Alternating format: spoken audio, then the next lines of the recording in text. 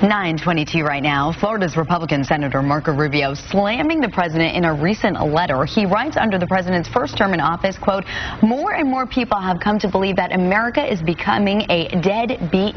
In that letter, the senator also pledges to challenge any further increase in the debt ceiling. Senator Rubio is joining us on the phone right now this morning from Miami. Good morning, Senator. Can you hear us okay?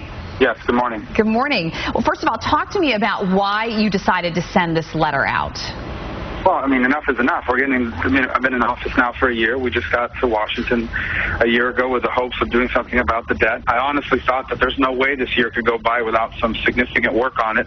We now have a national debt that's larger than our economy, or on the verge of becoming larger than the size of our economy. Now, think about that. We have a $15 trillion economy and on the verge of having a $16 trillion debt.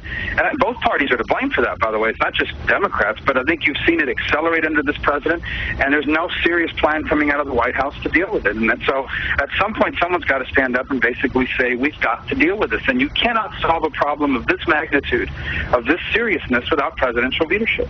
You talked about the president sort of creating this deadbeat nation, Senator. When you say that, what exactly were you trying to say? Or what, a nation that can't pay its bills. I mean, a government that will not be able to pay its bills.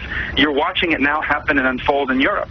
What's happening in Europe, what happened in Greece, is now spread to the European Union, or the rest of the European Union, and it's coming to a country near you. It's coming here very, very soon, because we now have a debt that's larger than our economy. And look, just last week, we're starting to see glimmers of hope that some jobs are being created. There's a long way to go, but hopefully we're starting to make some progress in this economy.